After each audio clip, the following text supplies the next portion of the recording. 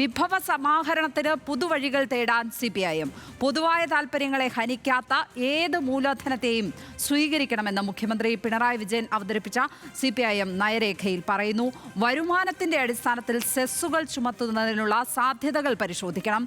ക്ഷേമ പെൻഷനുകൾ വർദ്ധിപ്പിക്കുമെന്നും വീട്ടമ്മമാർക്ക് പെൻഷൻ നടപ്പിലാക്കുമെന്നും നവകേരളത്തിന് പുതുവഴികൾ എന്ന നയരേഖയിൽ പറയുന്നുണ്ട്. നയരേഖയിൽ നാളെയാണ് ചർച്ച നടക്കുന്നത്. ആസിഫ് മുഹമ്മദ് ചേരുന്നു കൂടുതൽ വിവരങ്ങളുമായി. ആസിഫ്, പ്രധാനമായും ഈ സമ്പന്ന വിഭാഗങ്ങൾക്ക് സെസ് ഏർപ്പെടുത്തുന്നത് അടക്കമുള്ള തീരുമാനങ്ങൾ വലിയ തോതിൽ നയരേഖയിലെ നിർദ്ദേശങ്ങൾ ചർച്ചയാകുന്ന സമയമാണ്.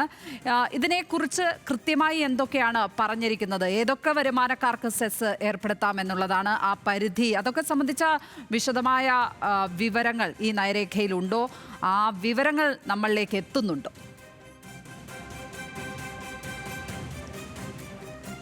ലക്ഷ്മി, തീർച്ചയായും ഈ നവകേരളത്തിന് പുതുവഴികൾ എന്നുള്ള പിണറായി വിജയൻ അവതരിപ്പിച്ച നയരേഖയുടെ അതിൻ്റെ പകർപ്പടക്കമാണ് നമ്മളിപ്പോൾ വാർത്തകൾ റിപ്പോർട്ട് ചെയ്തുകൊണ്ടിരിക്കുന്നത്. അതിൽ ഓരോ ഭാഗങ്ങളിലും കൃത്യമായ ഓരോ വർഗം തിരിച്ചും അതുപോലെ തന്നെ ഓരോ മേഖല തിരിച്ചുമുള്ള കൃത്യമായ വിവരങ്ങളാണ് ഇതിലുള്ളത്. അതിൽ ഏത് തരത്തിലുള്ള മാറ്റങ്ങൾ വരുത്തണമെന്നുള്ളതാണ്. ഇതിൽ നിക്ഷേപ സമാഹരണവുമായി ബന്ധപ്പെട്ട വളരെ വിപുലമായ ഒരു ചർച്ചയ്ക്കുള്ള വഴി തുറന്നിരുന്നതാണ് ഈ നയരേഖ എന്ന് നമുക്ക് പറയേണ്ടി വരും. കാരണം പുതിയ നിക്ഷേപങ്ങളിലേക്ക് കടക്കുന്നു, അതിന് ഏതൊക്കെ തരത്തിലുള്ള മാറ്റങ്ങൾ വേണ്ടി വരുമെന്ന് അതിൽ കൃത്യമായി എടുത്തു പറയുന്നുണ്ട് എന്നുള്ളതാണ് ഏറ്റവും പ്രധാനപ്പെട്ടത്. അതിൽ ആ നയരേഖയിലെ വാക്കുകൾ അതേപടി പറഞ്ഞാൽ ഈ കേന്ദ്ര സർക്കാരിൻ്റെ സാമ്പത്തിക ഉപരോധമടക്കം മറികടക്കേണ്ടതുണ്ട്. മാത്രമല്ല, കേന്ദ്ര സർക്കാരിൻ്റെ നയങ്ങൾക്കെതിരെ ശക്തമായ പോരാട്ടം നടത്തിക്കൊണ്ട് മാത്രമേ മുന്നോട്ട് പോകാൻ കഴിയുകയുള്ളൂ. അതുകൊണ്ട് തന്നെ പൊതു താല്പര്യങ്ങളെ ഹനിക്കാത്ത ഏത് തരം മൂലധനത്തെയും സ്വീകരിക്കാനുള്ള തയ്യാറെടുപ്പുകൾ വേണ്ടിവരും എന്നുള്ളതാണ് മുഖ്യമന്ത്രി പിണറായി വിജയൻ അവതരിപ്പിച്ച CPM നയരേഖയിൽ പറയുന്നത്. അതുകൊണ്ട് തന്നെ മൂലധന നിക്ഷേപങ്ങൾക്ക് പുതുവഴികൾ തുറന്നിടുന്ന ഒരു സമീപനം ഉണ്ടാകുമെന്ന് വ്യക്തമാക്കുന്നതാണ് ഈ രേഖയിൽ പറയുന്നത്. അതോടൊപ്പമാണ് ലക്ഷ്മി നേരത്തെ സൂചിപ്പിച്ചതുപോലെ വരുമാനത്തിന്റെ അടിസ്ഥാനത്തിൽ സെസ്സുകൾ ഏർപ്പെടുത്തുന്ന അടക്കമുള്ള നടപടികളിലേക്ക് പോകണം. അത് വിവിധ കാറ്റഗറിയായി തിരിച്ചുകൊണ്ട് വേണം അത്തരത്തിലുള്ള നടപടികൾ ഉണ്ടാവുക. അതിൽ വിശദമായ ചർച്ചകൾ വേണം, അത് പരിശോധിക്കണമെന്നുള്ള കാര്യം പറയുന്നു.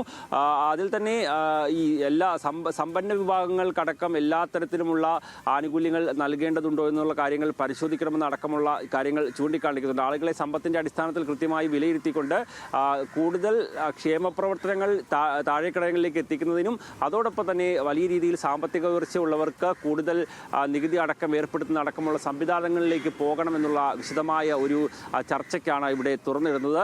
അതോടൊപ്പം തന്നെ സ്വകാര്യ പങ്കാളിത്തം പ്രോത്സാഹിപ്പിക്കപ്പെടുന്ന നിരവധി കാര്യങ്ങൾ ഈ ഒരു നയരേഖയിൽ ചൂണ്ടിക്കാണിക്കുന്നുണ്ട് എന്നുള്ളതാണ് ഏറ്റവും പ്രധാനപ്പെട്ടത്. അത് ടൂറിസം മേഖല ആയിക്കോട്ടെ, വ്യവസായ മേഖല ആയിക്കോട്ടെ, ഇപ്പോൾ ഇനി ഏതെങ്കിലും തരത്തിൽ ഉയർത്തിക്കൊണ്ട് വരാൻ കഴിയാത്ത തരത്തിൽ കിടക്കുന്ന വ്യവസായ മേഖലകൾ, വ്യവസായ സംരംഭങ്ങൾ, അതിൽ സ്വകാര്യ നിക്ഷേപങ്ങൾ കൊണ്ടുവന്ന് അത് സ്വകാര്യ മേഖലയുടെ കൂടി പങ്കാളിത്തത്തോടുകൂടി നടത്തിക്കൊണ്ടു പോകാൻ കഴിയുന്ന തരത്തിലുള്ള സംവിധാനങ്ങൾ വേണമെന്ന് പറയുന്നു. അതിന് കൃത്യമായ ഒരു രൂപരേഖ തയ്യാറാക്കണമെന്ന് പറയുന്നു. അങ്ങനെ ഏതൊക്കെ തരത്തിൽ വരുമാനം ഉണ്ടാക്കാൻ കഴിയുമോ എന്നുള്ളതിലുള്ള കൃത്യമായ ഒരു ആലോചനയും ആസൂത്രണവും വേണമെന്നുള്ളതാണ് പറയുന്നത്.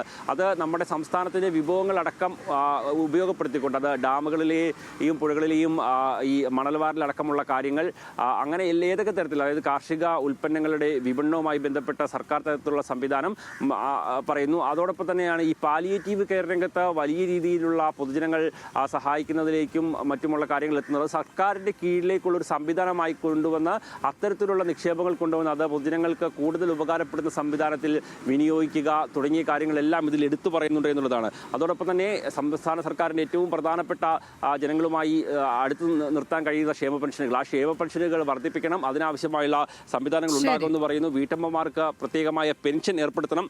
അങ്ങനെ കായിക മേഖലയിലും സ്വകാര്യ മേഖലകളിലും എല്ലാം കായിക മേഖലയിലും പൊതുമേഖലയിലും എല്ലാം സ്വകാര്യ നിക്ഷേപം കൊണ്ടുവരുന്ന നിരവധി പദ്ധതികൾക്ക് കൂടി ആസൂത്രണം ചെയ്യണമെന്നുള്ളതാണ്. എന്തായാലും സമഗ്രമായ ഒരു റിപ്പോർട്ടാണ് ഇതിലുണ്ടായിരിക്കുന്നത്.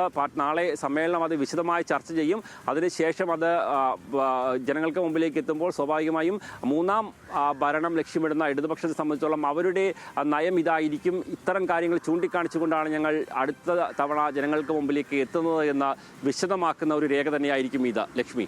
നവകേരളത്തിന് പുതുവഴികൾ എന്ന നയരേഖയിൽ ഉള്ള നിർദ്ദേശങ്ങളാണ് ഇപ്പോൾ വലിയ തോതിൽ ചർച്ചയായിക്കൊണ്ടിരിക്കുന്നത്. അതിൽ പ്രധാനമായും സെസ് ഏർപ്പെടുത്തുന്നതടക്കമുള്ളവ, ആഗോള നിക്ഷേപ ഭീമന്മാരെ കേരളത്തിലേക്ക് ആകർഷിക്കുന്നതടക്കമുള്ള പല നിർദ്ദേശങ്ങളും. നാളെയാണ് സമ്മേളന നഗരിയിൽ ആ ചർച്ച നടക്കുന്നതെങ്കിൽ പോലും അതിപ്പോൾ സമൂഹത്തിൽ വലിയ തോതിൽ അത് പോസിറ്റീവായും നെഗറ്റീവായും വലിയ തോതിൽ ചർച്ചകൾക്ക് വഴിവെച്ചിട്ടുണ്ട് എന്നുള്ളതാണ്. ആസിഫ് മുഹമ്മദാണ് സമ്മേളന നഗരിയിൽ നിന്നും വിവരങ്ങൾ പങ്കുവച്ചത്.